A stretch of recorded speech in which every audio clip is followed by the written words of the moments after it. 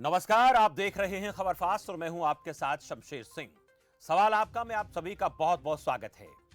हर साल अक्टूबर नवंबर के महीने में दिल्ली एनसीआर में एक बड़ी परेशानी जिसकी चर्चा सबकी जुबान पर रहती है वो है प्रदूषण की समस्या, जिसको रोकने के लिए हर बार दावे किए जाते हैं, लेकिन सभी दावों की हवा तब निकल जाती है जब जहरीला स्मॉग लोगों की जिंदगी को फिर से नर्क में तब्दील कर देता है।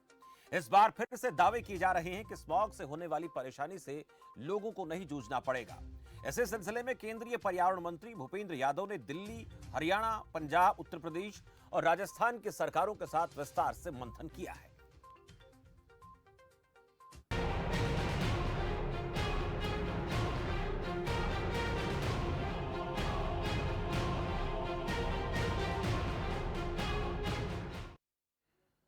अक्टूबर नवंबर के महीनों में ऐसा माना जाता है कि पराली जलाने की वजह से दिल्ली एनसीआर प्रदूषण का स्तर उसमें बढ़ जाता है, जिसके चलते किसानों को पराली न जलाने के लिए प्रेरित किया जाता है।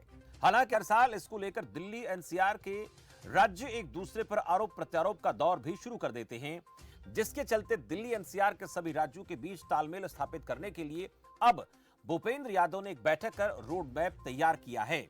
लेकिन ऐसी बैठकें तो पहले भी होती रही हैं, उनका हश्र वही ढाक के तीन पात रहा है। दिल्ली एनसीआर में प्रदूषण को रोकने के लिए सभी दावे फेल हो जाते हैं।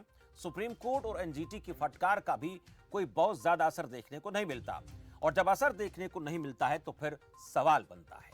खबर फास्ट के कुछ सवाल हैं जिन पर आज हम सवाल आपका में चर्चा करेंगे। हमारे साथ कुछ खास मेहमान जुड़ेंगे, उनसे भी आपका परिचय करवाएंगे।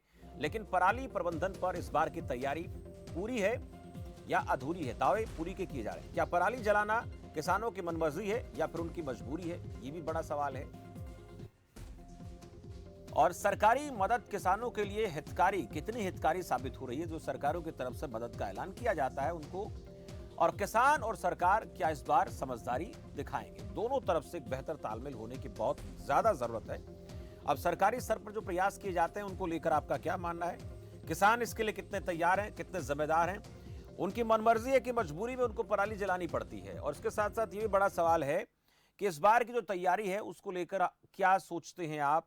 दोनों खास मेहमान मेरे साथ हैं और पर्यावरण को लेकर हम कितने सचेत और संजीदा है इस पर भी हम बातचीत करेंगे। मेरे साथ डॉक्टर संजय मेहता पर्यावरणविद हैं। संजय जी, बहुत बहुत स्वागत है आपका खबर फास्ट पर। और गुरजीत मान है कृषि एक्सपर्ट मेरे साथ, कृषि विशेषज्ञ। मान साहब, आपका भी बहुत बहुत स्वागत है इस खास चर्चा में। मैं पहले मान साहब आपके पास आऊंगा, बातचीत में आपसे करूंगा कि हम हर बार एक बात कहते हैं कि इस बार हम पूरी तरह से तैयार हैं। पराली के निस्तारण को लेकर किसानों के साथ बातचीत की जा रही है, किसानों को समझाया जाएगा, उन्हें बहुत तरह की सुविधाएं सरकार की तरफ से दी जाएंगी। इस बार एक बार फिर से मीटिंग हुई है और कैबिनेट मंत्री, पर्यावरण मंत्री जो है भूपेंद्र यादव की अध्यक्षता में बैठक हुई। अब इस बैठक के बाद क्या रोड मैप बनाया गया वो चर्चा का विषय बनेगा। लेकिन आपको क्या लगता है कितनी गंभीरता इस बार हम दिखा पा रहे हैं? पिछली बार भी बात तो होती थी, लेकिन इस बार की तैयारी कैसी आपको नजर आती है? शमशेर जी, जब से एनजीटी का ऑर्डर आया है तब से ही ये प्रक्रिया चालू है। जी तैयारी के बयान आते हैं। न केवल इसके लिए, और भी जितनी भी आपदाएं हैं उसके लिए भी सरकार हमेशा एक बड़ा जोरदार बोल्ड बयान देती है कि तैयारी मुकम्मल है। लेकिन वो बाद में ही पता लगता है, चाहे वो मानसून की बात हो, चाहे पर्यावरण की बात हो, कि वो तैयारी मुकम्मल नहीं थी, आधी अधूरी थी। ये कम से कम पिछले सालों में तो स्टबल को लेकर के, स्टबल मैनेजमेंट को लेकर के जितनी भी तैयारियां थी, ऐसा नहीं कि बिल्कुल नहीं थी, लेकिन मुकम्मल नहीं थी। अगर मुकम्मल होती तो अब तक ये समस्या खत्म हो चुकी होती। एनजीटी के ऑर्डर से बात लें तो उसमें बहुत सारे प्रावधान थे जो कुछ किसानों ने करने थे और बहुत सारी कंप्लायंस गवर्नमेंट ने करनी थी। पहले दिन से ही सरकार का जोर ये रहा कि जो किसानों का पार्ट है उसकी कंप्लायंस पुरजोर कराई जाए, और जो सरकार ने करना है उसके लिए थोड़ा सा इधर उधर का रास्ता देख करके सरकार निकल ले। लेकिन धीरे धीरे सरकार उस और आई है डेफिनेटली, जैसे कि कस्टम हायरिंग सेंटर्स बने हैं, और भी कुछ सरकार ने शायद कल ही, आज ही शायद मुख्यमंत्री जी ने अनाउंस किया है कि कुछ प्लांट्स लगाए गए हैं, जैसे एथेनॉल के, बायोमास को लेकर के, एनर्जी प्रोडक्शन के। लेकिन वो प्लांट्स पूरे अगर प्रांत में फैले होते तो फायदा होता, क्योंकि पराली बहुत वॉल्यूमस है, इसे बहुत दूर ले जाना ना तो वायबल है, सरकार के लिए, और किसान के तो बस की बात नहीं है। किसान तो यही कर सकता है कि उसके खेत से सरकार या जो भी प्राइवेट एंटरप्रेन्योर है पराली को लेकर के ले जाएं। ये बात जो ब्लेम गेम की है, इसमें मैं कोट करूंगा MS स्वामीनाथन जी को। उन्होंने बड़े क्लियर शब्दों में कहा है, don't blame farmers for pollution. यानी कि केवल किसानों पर सारा ये डाल देना बिल्कुल ठीक नहीं है। उन्होंने अपनी एक रिपोर्ट में भी बताया था कि राइस बायो पार्क्स बनाने की ज़रूरत है, जहां फार्मर्स या यूथ जो गांवों का है या कोई और एंटरप्रेन्योर स्टबल को किसी यूजफुल प्रोडक्ट में बना सकें, जिससे कुछ इनकम भी हो, कुछ एम्प्लॉयमेंट भी हो। इस दिशा में कोई बहुत बड़ा कार्य हमारे आसपास तो नहीं दिखता, हालांकि इसके लिए बहुत सारी अनाउंसमेंट्स होती हैं। स्टबल को लेकर जो इंसेंटिव्स दिए जाते हैं वो बहुत कम है। जैसे डीजल की प्राइस बड़ी बड़ी है तो वो उसको कंपनसेट नहीं करते, इंसेंटिव्स ज्यों के त्यों हैं। समस्या ये है कि किसान नहीं चाहते कि हम पराली जलाएं, लेकिन उनके पास कोई वायबल अल्टरनेट आज भी नहीं है। बहुत बेहतर विकल्प किसानों के पास आज नहीं है, इसलिए एक सवाल हमने किया कि किसानों की तरफ से पराली जलाना उनकी मनमर्जी है या मजबूरी है। तो इससे ये अंदाज़ा लगाया जाना चाहिए मान साहब कि किसानों की मजबूरी है, जैसा कि आप अपनी तरफ से जो अपना वक्तव्य प्रकट कर रहे हैं। मैं डॉक्टर संजय मेहता जी से जानना चाहूँगा। मेहता जी, पर्यावरण को संरक्षित करने के लिए एक साझी जिम्मेदारी की ज़रूरत है, उसमें चाहे हम किसान की बात कर लेते हैं या सरकार की बात कर लेते हैं, जिम्मेदारी के साथ काम करने का एक प्लान बनाया जाना चाहिए। और इसको लेकर एक बैठक हुई है, लेकिन इस तरह की बैठकें पहले भी होती रही हैं। राज्य सरकारों को केंद्र सरकार की तरफ से बैठक के जरिए तमाम तरह के प्रबंध करने के आदेश भी दिए जाते हैं, सुप्रीम कोर्ट के आदेश आते हैं, NGT भी उसमें बहुत बड़ी भूमिका निभाती है। लेकिन अब तक के प्रयासों से आप कितने संतुष्ट हैं और इस वक्त कितनी ज़्यादा ज़रूरत आपको नज़र आती है बेहतर प्रबंध करने की?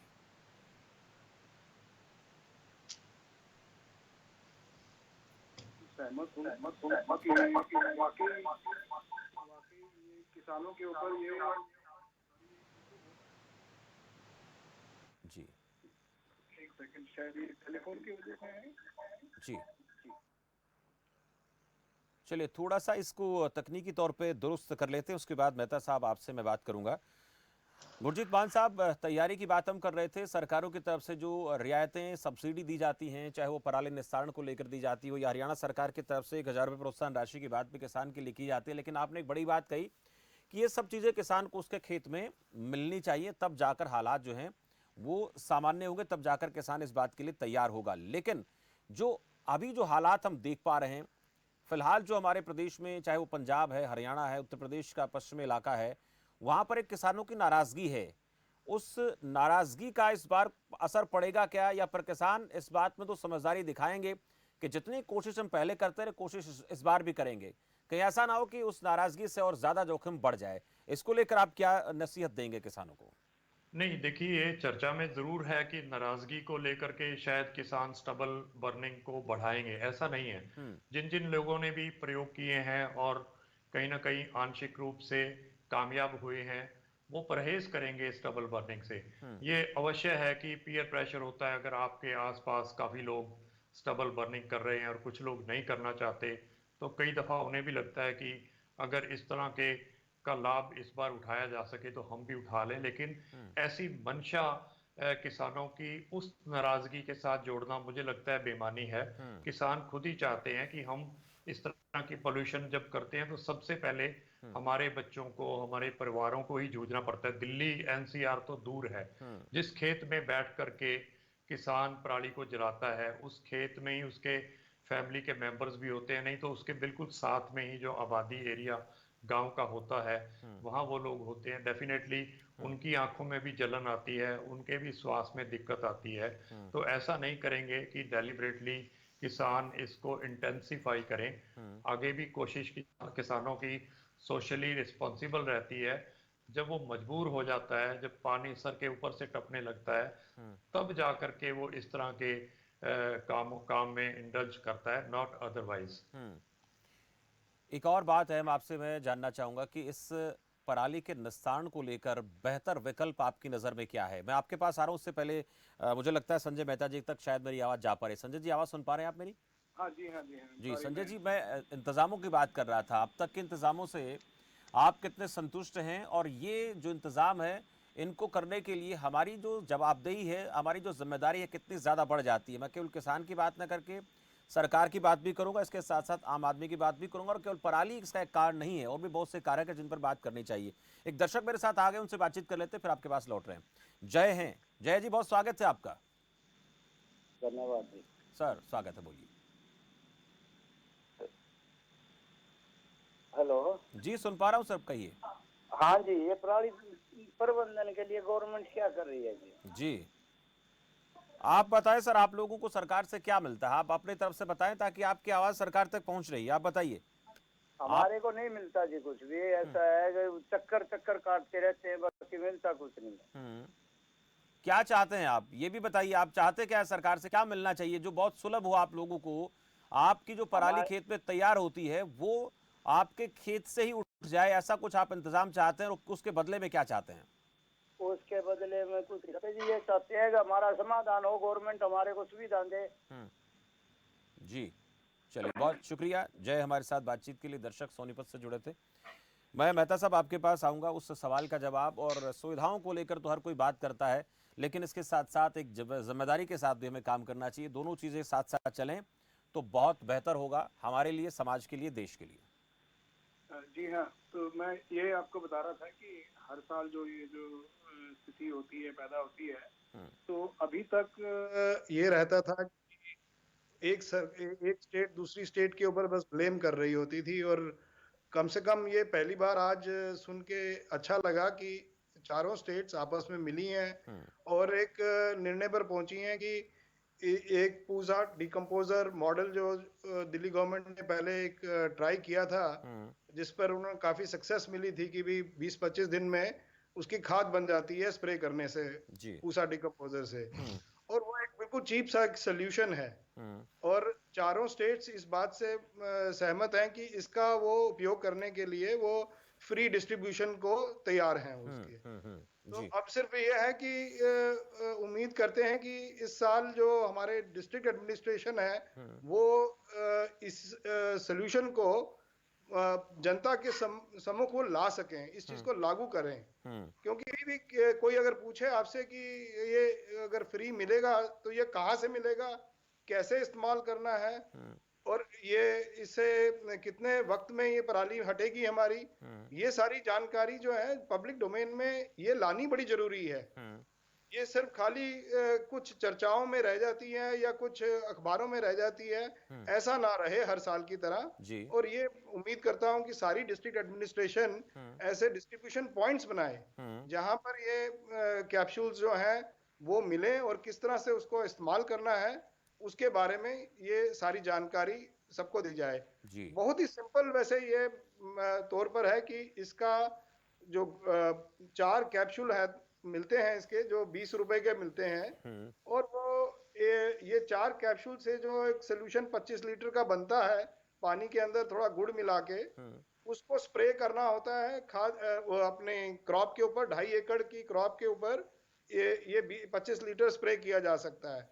और उससे ये खाद जो है 25 दिन में उसकी स्टैंडिंग जो स्टबल है वो 25 दिन में वो खाद बन जाती है उसकी। जी अहम बात आप इसकी कर। जानकारी सबके सम्मुख रखना, उसके अलावा ये लोगों को आसानी से उपलब्ध हो, उसके लिए जानकारी जो है वो सबके समन्वय जानी चाहिए। बिल्कुल, ये चीज़ें आप जो बता रहे हैं इन चीज़ों का बाकी हम तमाम प्रचार प्रसार करते हैं सरकार की ऐसी योजनाओं का, जिसके चलते विज्ञापन पर हज़ारों करोड़ रुपया खर्च किया जाता है, लेकिन इस चीज़ का प्रचार करके वो हज़ारों करोड़ रुपया बचाया जा सकता है जो किसानों को पराली के निस्तारण के लिए, चाहे हम सब्सिडी के तौर पर देते हैं, उनको जो उपकरण खरीदने के लिए सब्सिडी देते हैं, इसके साथ साथ जो किसानों को पराली की गांठ को उद्योगों तक पहुंचाने के लिए पैसा दिया जाता है, इसकी बजाय अगर डीकंपोजर का इस्तेमाल किया जाए और वो सही समय पर सही जगह पर पहुंच जाए, और उसके लिए खुद जो है जिला अधिकारी या जिला स्तर पर जो कोशिशें हैं वो कामयाब हों, या बात करना चाहते हैं। मैं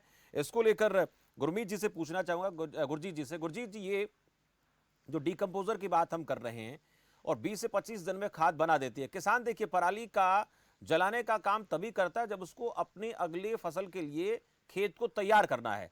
अब अगर ये जो डिकम्पोजर कैप्सूल है, इसकी मदद से 20 से 25 दिन में खाद बन जाएगी पराली की, तो क्या किसानों के पास पूरा वक्त बच जाएगा अगली फसल के लिए? और ये कितना महत्वपूर्ण कदम है, और सरकारों को इसको लेकर, जैसे संजय जी बात कर रहे हैं, कितनी गंभीरता से काम करना चाहिए? या फिर इन चीजों को तभी हम काम करेंगे जब वक्त निकल जाएगा, सांप निकलने के बाद हम लाठी पीटते रहेंगे, या बहुत अभी से शुरुआत इसकी करनी चाहिए? जैसा कि डॉक्टर संजय मेहता ने कहा कि न केवल ये किसानों के पास उपलब्ध होने चाहिए, मैं तो ये भी कहूँगा कि सरकार किसानों के खेत पर इसके फ्री ट्रायल्स, डेमोन्स्ट्रेशंस लगाए, जी। ताकि फार्मर उसको जिस खेत में ऐसा प्रयोग नहीं हुआ उससे कंपेयर कर सके। लेकिन यहाँ मैं ये हाईलाइट करना चाहूँगा कि जो पूसा डीकम्पोजर है, ये बिल्कुल कोई नई चीज़ नहीं है, पहले से भी बनती है। इसमें जो इसकी प्रक्रिया है वो एक स्पेशल प्रकार की फंगी है, जिसको फुफुंद बोलते हैं। उसकी स्प्रे करने से जो इसकी डिकम्पोजिशन की स्पीड बढ़ती है। लेकिन फिर भी जैसे डॉक्टर संजय ने बताया कि उसको भी 20-25 दिन का समय चाहिए। अब सबसे बड़ी समस्या ये है कि जैसे जैसे कानूनी प्रावधान के रहते हर तरह की धान की बिजाई लेट होने लगी है ताकि पानी बच सके। उसके लेट बिजाई से लेट हार्वेस्ट होती है, और जो एक वीट सोइंग विंडो का टाइम है वो बहुत रिड्यूस हो गया।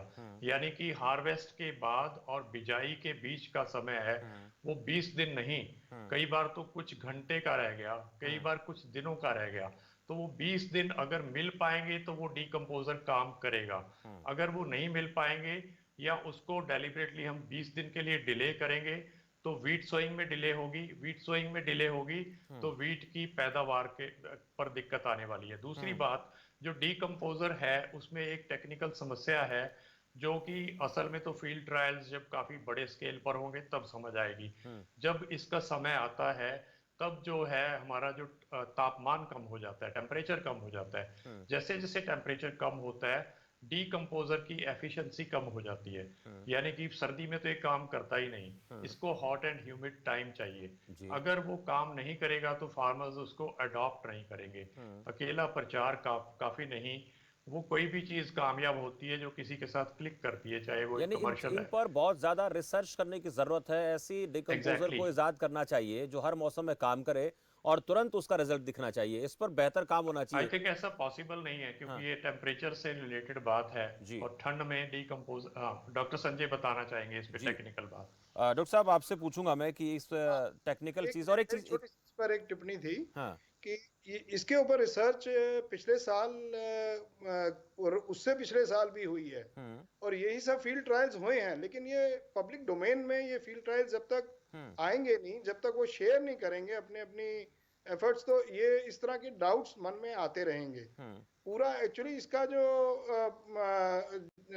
इस गोल का जो जो एडवांटेज है वो वाकई ये 20-25 दिन के अंदर इसको उस सीजन में ही उन्होंने ट्राई करके देखा है। जो दिल्ली गवर्नमेंट ने लास्ट ईयर इसके ऊपर फील्ड ट्रायल्स करे हैं इसके ऊपर। तो अब ये है कि ये सब चीजें साझा हों जब पब्लिक डोमेन में, और लोगों के दिमाग से ये सब चीजें, ये डाउट्स जो हैं दूर करने के लिए गुरजीत जी बिल्कुल ठीक कह रहे हैं कि ये सब गवर्नमेंट्स को, जितनी भी स्टेट गवर्नमेंट्स जो बाकी हैं, उनको ये एक्चुअली ग्राउंड पर उनको फ्री करके दिखाना पड़ेगा, तभी वो मिला एक जुला प्रयास होना सस्टेनेबल चाहिए। प्रैक्टिस इसमें बनेगी ऐसा वो। नहीं होना चाहिए कि हमने बेहतर किया है कि ये नहीं कर पा रहे हैं। मिला जुला प्रयास होना चाहिए, क्योंकि दिल्ली में तो, दिल्ली एनसीआर में तो हरियाणा का बहुत बड़ा हिस्सा आता है, उत्तर प्रदेश का भी बड़ा हिस्सा आता है, ये कुछ राजस्थान का हिस्सा भी आता है। तमाम जो स्टेट्स हैं वहां पर इसको हमें काम करने की इस पर जरूरत है। लेकिन एक चीज आपसे मैं पूछूंगा डॉक्टर साहब, ये पानी को बचाने के लिए हमने हवा को खराब कर दिया। जो फसलों का चक्र था, उस फसलों के चक्र में हमने देरी कर दी, इसीलिए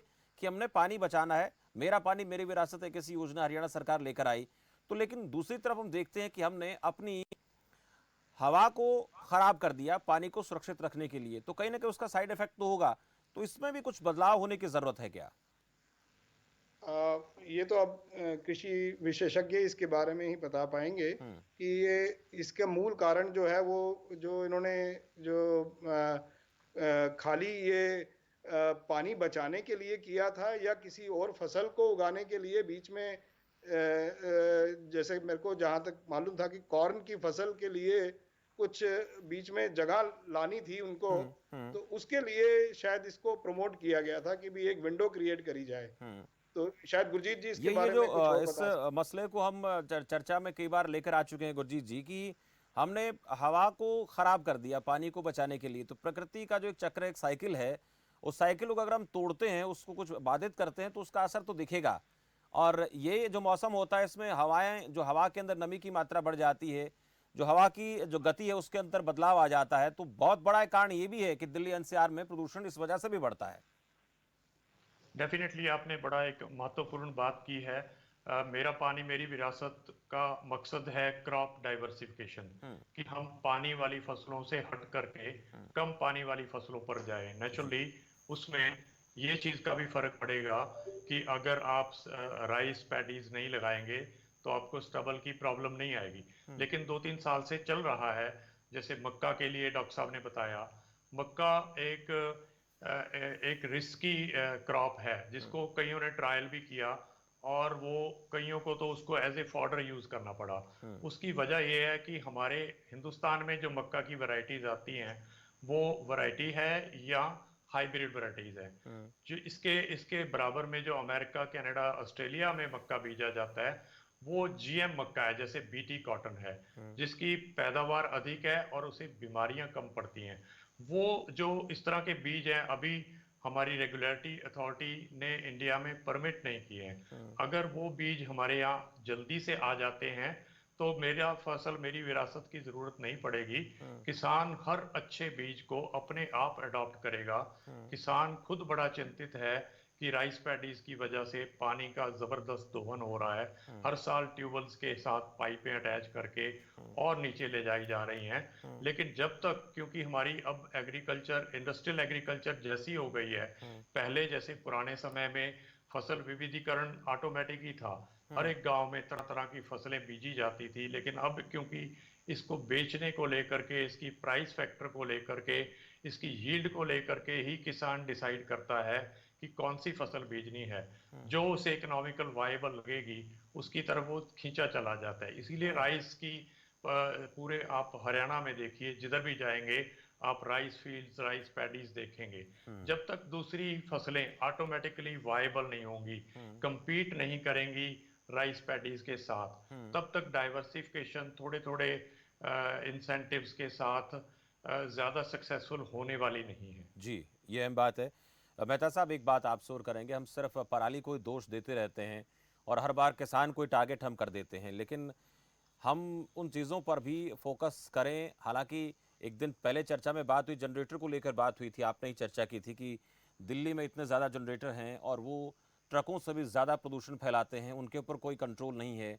ऐसी बहुत सी फैक्ट्रियां हैं जहां पर इलेक्ट्रिसिटी का इस्तेमाल नहीं किया जाता है, उस पर हम काम नहीं करते हैं। पेट्रोल डीजल से चलने वाली गाड़ियों को लेकर हम बात कर रहे थे, उनका समय पूरा हो जाता है, वो भी गाड़ियां चलती रहती हैं, उन पर भी हम कठोर नियंत्रण नहीं स्थापित करते हैं। और आज फिर हमने देखा कि हरियाणा के मुख्यमंत्री ने कहा कि दिल्ली एनसीआर में उन्हीं जिलों को टारगेट किया जाए जहां पर प्रदूषण की दिक्कत है, हर जिले को उसमें शामिल ना किया जाए।